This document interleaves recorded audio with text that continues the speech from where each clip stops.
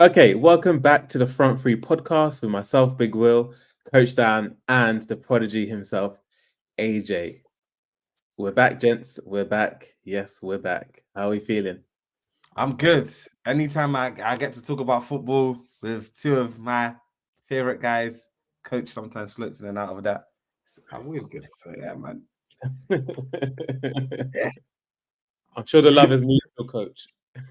No, my one goes beyond that, man. I enjoy it all the time, even with his hair looking like that. I still enjoy it. So, Sometimes you just gotta free up the throw. You know what I mean? Guys, let us know what you think of the throw. Love it, hate it, mix. Let us know what you think. And it's natural. No turkey things. No wig. It's natural. I could do with a bit more. Actually, I could do.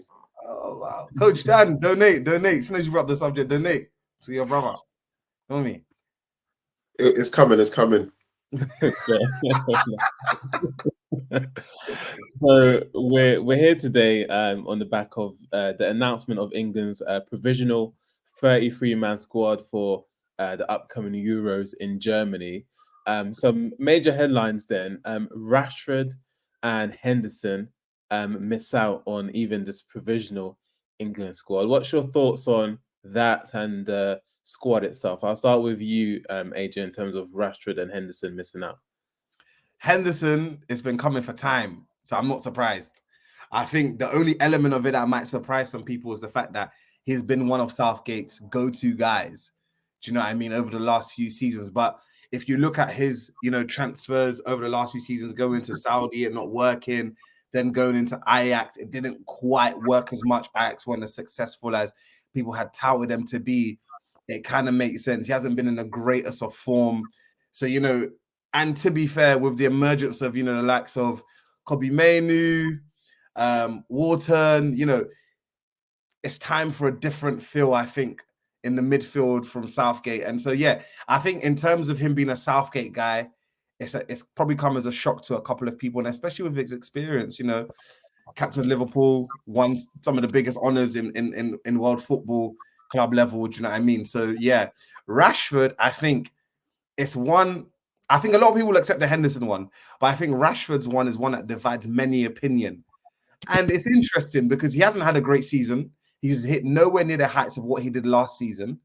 So you look at his form and you can say, yes, his omission is the right thing. Do you know what I mean? He hasn't hit the ground running this season. He's had loads of on-field, off-field issues, and he's not been the Rashford that we saw last year who had, I believe it was 32 goal and assist involvements for Manchester United. Do you know what I mean? So you look at that aspect, but then you look at the other aspect, which is, do we have a maverick in the team who can probably conjure up a piece of magic or a piece of explosiveness that isn't quite predictable in our squad? That's the question you ask when it comes to the omission of Rashford, and yeah, he's an interesting one. I mean, even when, we saw against Manchester City, for example, the goal he scored against them, even though he's not had a great season, he has that moment of, bam, something special can happen. Obviously, it's few and far in between, especially this season, but that's the only argument you can give for Rashford. But for me, if we're going purely off form, no, he shouldn't be in the squad. I like that. Coach, your thoughts on the provisional 33-man squad? Well, I like what AJ said to end it. I don't think many people will have much of an argument or a leg to stand on when it comes to the form of these two individuals. Speaking of Rashford and Henderson, and so in that regard, you look at Southgate's point of view and you say, yeah, he's made the right decision because they've not really done anything this season. Rashford has just been, especially looking at the season he had last year, it makes him look like a joke. That's how you can describe it. No, because think about it. You can't go from the season you had last year to what you're like this year, right? Because people compare you to what you were last year. That's what they're going to do because you were so good last year. And so it just defies all knowledge as to why he's gone from what he was to how he is now, right? And then Henderson, you mentioned, say it again. Was it a one-off season then? Last season for Rashford? And that's the point I'm making. Right now, it seems like it. I think he's got the quality to keep that consistently, and his team being in the place that they are right now doesn't help him. He's not being consistent. So is that a mindset thing or is that a physical thing? If it's a mindset, you don't want that around the training camp. You don't want that around the team, right? And if it's a fitness thing, well, you don't want that either because it's a tournament. You need players fit who can play. You see what I'm saying? And so it's been a bit of a disappointment. I think it will be for both him and especially the England national team because he should be in there. If we're talking about, moments of brilliance and what he can bring, whether experience or quality, he should be in there. Henderson, his leadership, being around the place is going to be a big miss. But you can't go Saudi, then move to the Dutch league where he wasn't playing and expect to get into the team at your age. You need to be consistently playing in the leagues. I think Southgate couldn't make an argument for that. He wouldn't have any real feet. No leg to stand on. There's no leg to stand on with Henderson. No chance.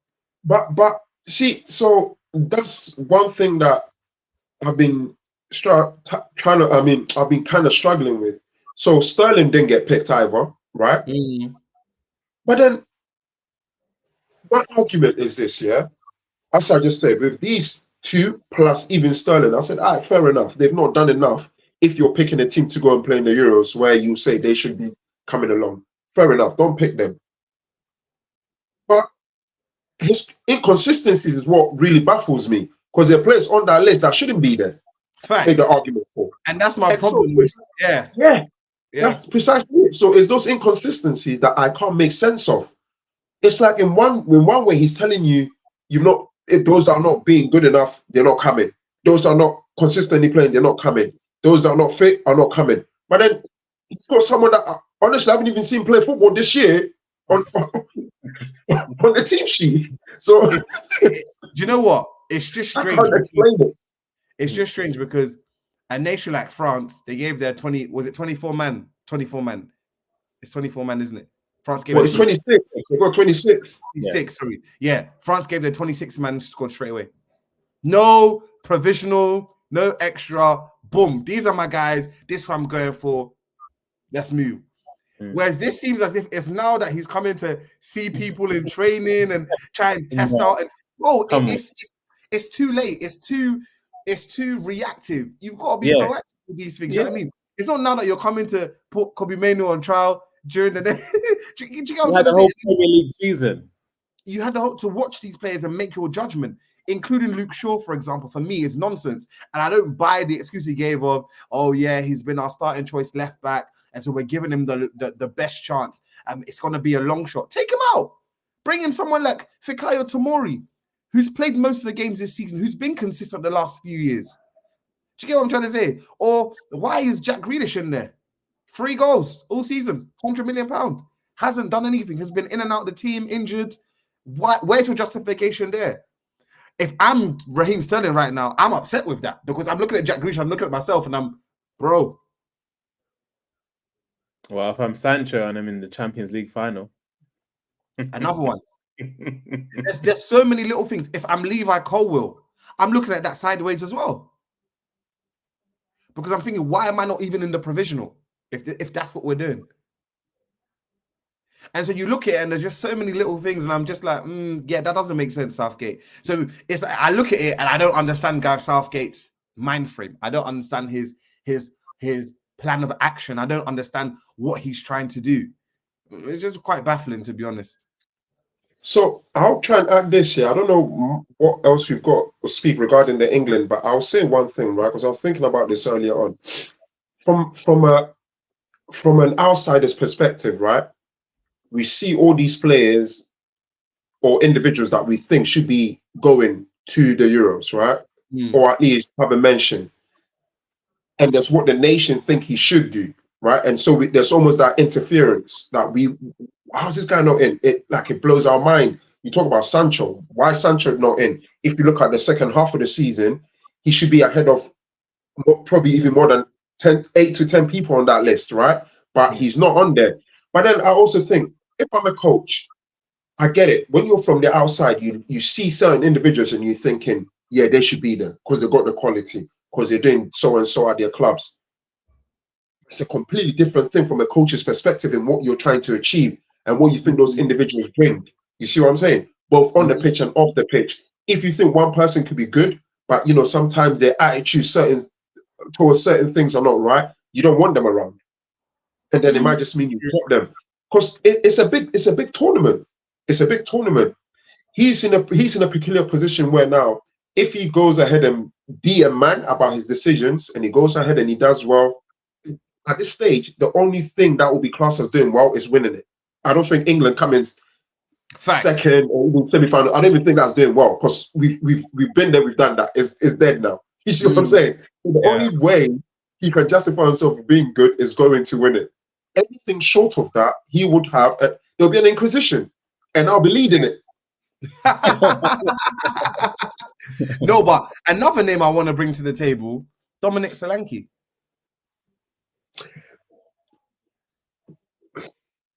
What are our thoughts? What are our thoughts on Dom? Go on, coach. Okay. Again, when you look at it, you can only make decision based off the fact that he's not tournament ready. He's inexperienced, international level. But then again, there are people on that list that shouldn't be there. That's the criteria. And this is my point. And my point is, okay, let's say he's not international ready. The best way to make him international ready, you take him. Or at least put him in the provisional squad. At least put him in the provisional squad and have a look at him. I agree. I think I hit. Excuse me. I'm allergic to Southgate's decision making. When you look at his age, right? I think he's a better bet than Ivan Toney. If you're thinking about long term, because you've got these Hurricane. Ivan Toney's going to come in. If they're winning 6-0, they'll put him on the 85th minute, right? Solanke and these guys, they got a future in the game, and the goals he's hit this season, you can't excuse that by putting Ivan Toney. If you've got what's his name, Watkins, then you've got to have Solanke. But again, I look and I'm thinking to myself, I could probably make that decision and not think two ways about it if certain individuals were in there. Suppose I took Sterling or Rashford, I wouldn't really care about having Solanke, even though he's had a good season. But he's put none of those lot in there, right? And so right now, when you look here, he's really looking at Harry Kane. And listen, Harry Kane is as good as anyone, right? But he's the only goal threat in the forward roles based off this season going into it. Yeah, Watkins can come in, but how much football is he really going to play? How much football is he really going to play? So he's made some very bold decisions, and I just hope for the sake of expectations, it works out, and he knows what he's trying to do. But a lot of those guys there, look, he's gonna drop. He's got how many there? Over 26, right? Because it's a provisional one, so he's picked more. He's got to trim it down to 26. A lot of those boys are gonna have to leave. But to have made the decision, Sterling is not coming. Rashford is not coming. Henderson is not coming. Solanke is not coming. Reece James is not there. And one or two others. It just blows my mind. But then, like you mentioned, you've got Shaw on there. You got that Wharton, who's been good. There's no doubt about that. But let's be serious about what we're trying to do. Yeah. and I had the list now, but I can't even be bothered to go through it right now. But it's a brave decision to have made. Yeah, you're right.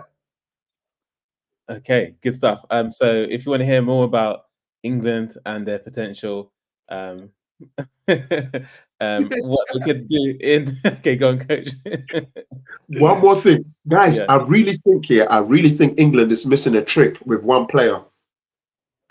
Go on. I think, Aaron Wan-Bissaka will do a decent job at centre half. But I think they're missing a trick. He's never even sniffed, and it's inexcusable that Harry Maguire is there, but Aaron Wan-Bissaka is not. It's inexcusable. Because if you can take Trent as a midfielder, then you can definitely take Aaron Wan-Bissaka as a centre back. Bro, we're back to these inconsistencies that you cannot justify. Sorry, we'll carry on. Yeah. So if you want to hear more about Coach of Sports and Southgate and England's chances in the Euros. Stay tuned because we'll have a special Euro preview show. But let's move on to the second biggest headline, or maybe you can argue the biggest headline for today, and that's Chelsea and Mauricio. Really? When London's red, you don't care about this stuff. You know what I mean? In ways. Is it just another yawn, really? Chelsea getting rid of another manager again? Do you know what? I thought this would happen when he spoke a couple of weeks ago, and he didn't speak with any conviction about security around his job. And I knew that this would probably be the case. Weirdly enough, it's come at a weird time because the last 5 games of the season they cooked. Chelsea actually looked decent. Do you know what I mean? But listening to some of the fans and looking at the fan base on social media and stuff, it's very divided. Some are very, against the idea of them letting him go because of how well the team started to look. Others are adamant that he had to go. So it's almost like it was a bit split down the fan base as to those who took to him and those who didn't. Again, for Chelsea, another manager out of the revolving door. I think they've had more managers than the Vatican has had popes. which is crazy. And it's another summer of Chelsea building with a new management team, and it's going to be interesting, their recruitment, because whatever manager they come in has to now fit the profile of the squad that has been built. It's not the other way around where you'd see it more traditionally, where the manager comes in and then builds a squad to fit his profile. Now, whoever's coming in has a tough job of matching the profile of the squad. So personally, for me, they've got to go for a very young manager with bright ideas, or Thomas Tuchel, or Coach Dan, young manager. See the way I'm scratching my head. I don't even think even me with all my desperation will take that job, man. But yeah, I have a theory.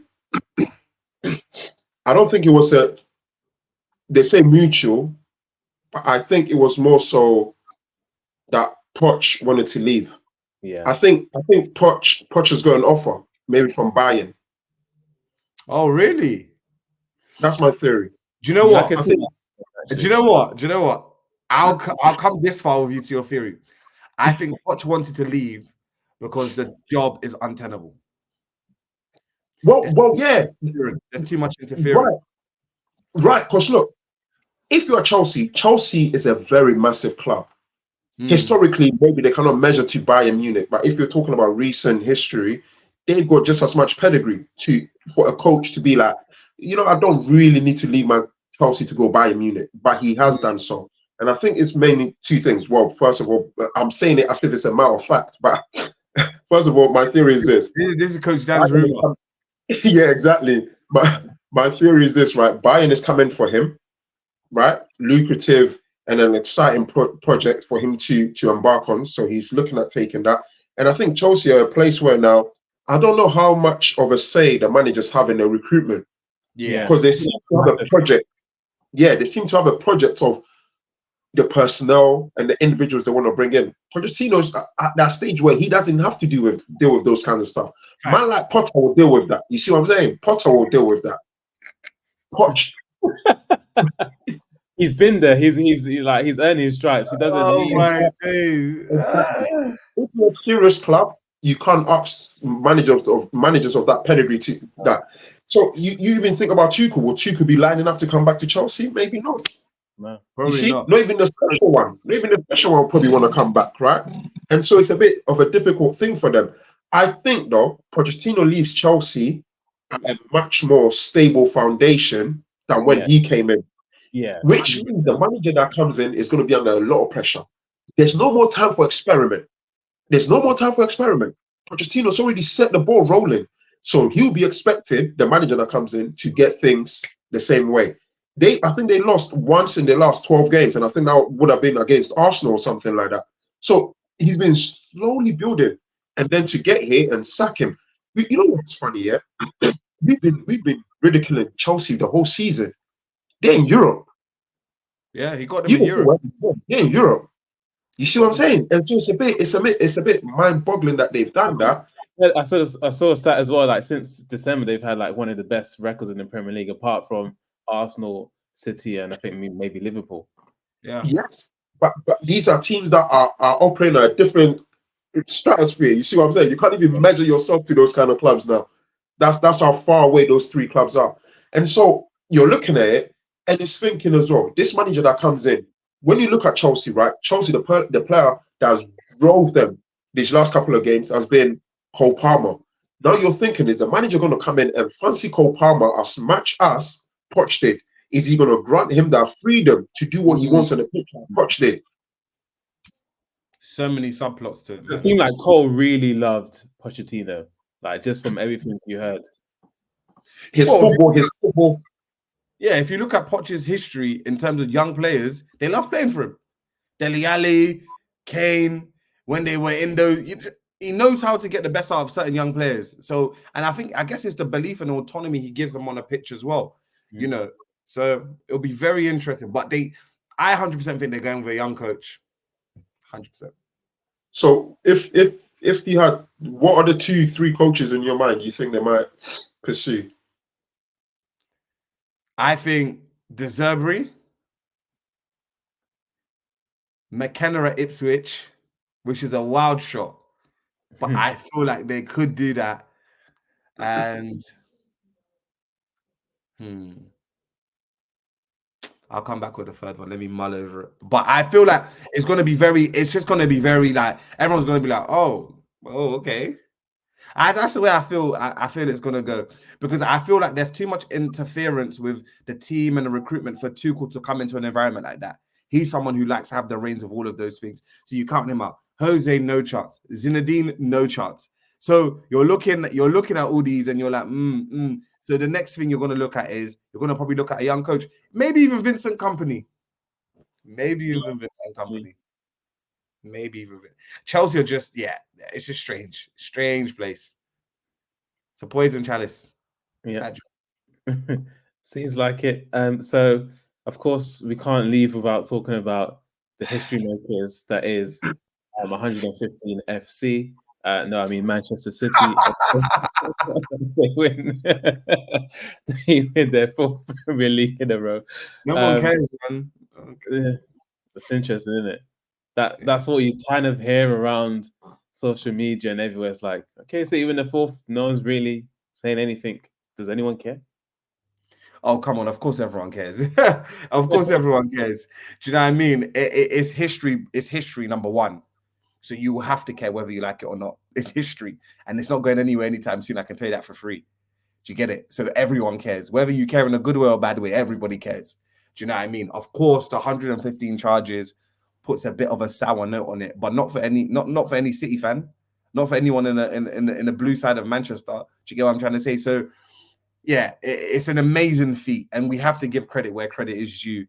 They are a phenomenal team, phenomenal outfit, phenomenal machine, and for them to win 4 Premier League titles in a row, it's incredible. It is incredible. We say that the Prem's arguably the hardest league in the world, and they've managed over the last 4 years to win it. And it's not like they've walked it, per se. They've come up against strong teams, Arsenal, Liverpool, So it speaks to the machine that Pep has built. It speaks to the infrastructure they've built at City. I know, what was it, 10 years ago or so, when the investment came in, this was one of their aims, to build a club that will be reckoned with, both at domestic level and Champions League level. And they've done that, and whatever their projections and their plans were, I'm sure they're probably on track or maybe a little bit ahead of schedule. So you've got to give credit where credit's due. At the end of the day, we can talk about the money they've spent, whether it's been done in a fraudulent way or whatever, but the results are on paper. The 4 Premier League trophies in their cabinet, you know what I'm saying? So, yeah, all I can say is well done, City, innit? That's all I can say. Begrudgingly. Holding back the tears in my eyes. And I get it. People are sentimental, but I'm gonna say it now. He's EPL's best of all time. He has to come down. Yeah, to be fair, You can't argue with that. You can't really you can't argue with that. You can't argue with that. That's what I'm saying. I know that, and that's the point I was making, right? People are sentimental and be like, "Oh, what about Alex Ferguson?" And Ferguson will get his flowers any day of the week. But Pep. Guys, look. He's the GOAT, really. If we're talking about the history of managers, he is. No, he's past that. He's just. I'm telling you. Look, I've constantly watched them this season, right? Where they might be drawing 0-0 at half time. They'll come back.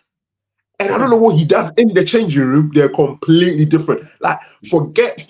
You can even have 20 man. They'll find a way to break you. They're that good. They're that good. They're that good. And I'll tell you, right? One of the reasons why I'm claiming him as the all-time best in the EPL, yeah, he's caused Arsenal and Liverpool to be at the peakers that teams can get to, and still not win. And still not win, fam. Bro, he's made these guys hit numbers, yeah, that will win the league in 600 million our dimension, like more universes, yeah. But in the EPL, bro, he makes you like you smell it, then he takes you away, bro. You see, you can almost taste the metal on the trophy. You're just there. You're just there. Zoom before you open your eyes. Cheers for coming, mate. I'm telling you. You know what? I've been reflecting recently as well, and I thought to myself, this is one of the reasons why Klopp has left.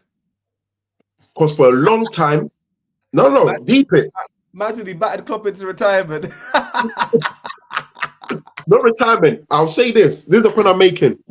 I think for a long time, Klopp and Liverpool went toe-to-toe with him. For a very long time. Like, they hit numbers, crazy numbers.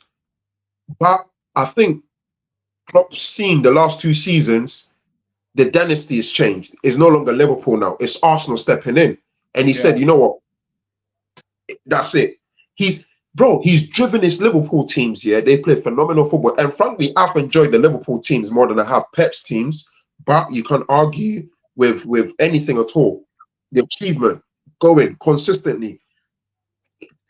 His biggest strength, Pep, yeah, he's able to maintain a competitive squad no matter who leaves or who comes in.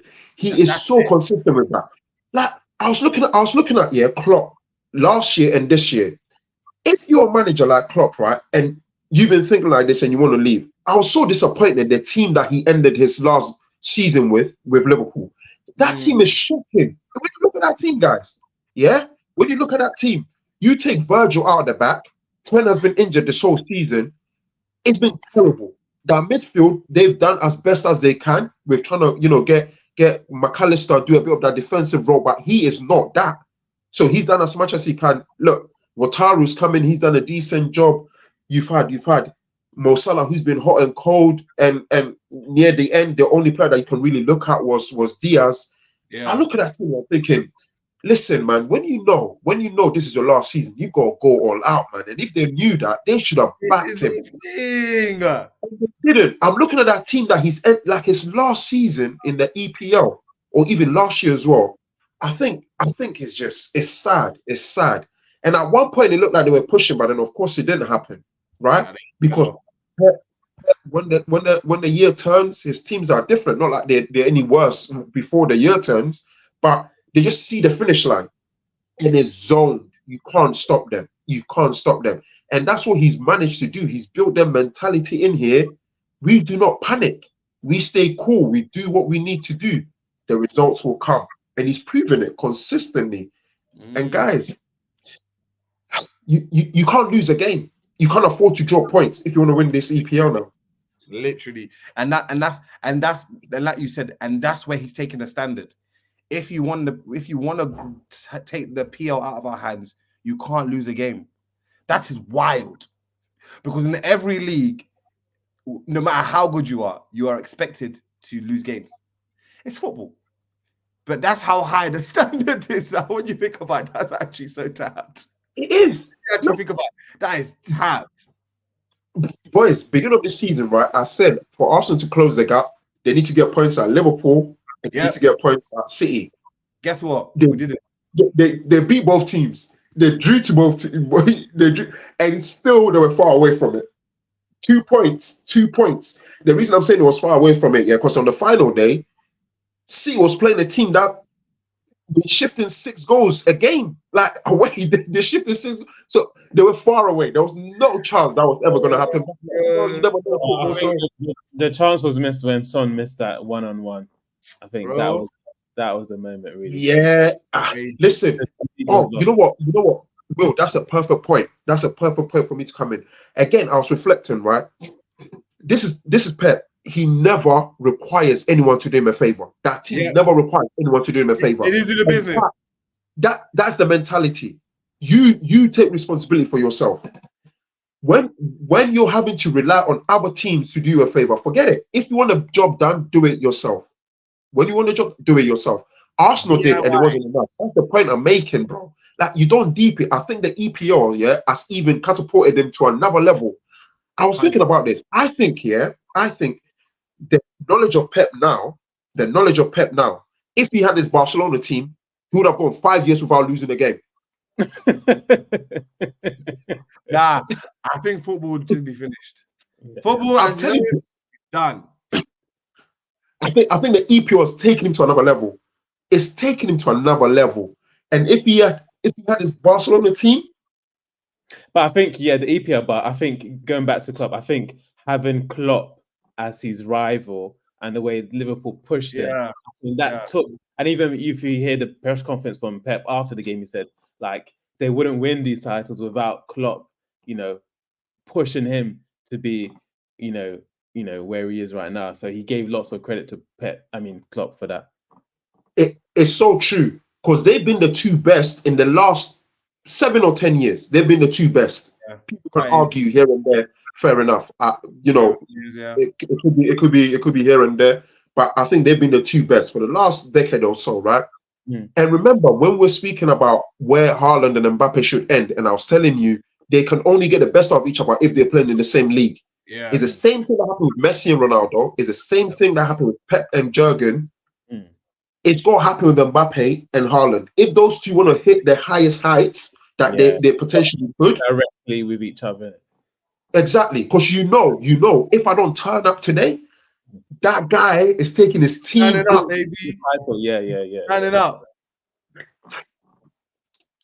He needs to come to the EPL. So I think Arsenal fans should be getting excited. There's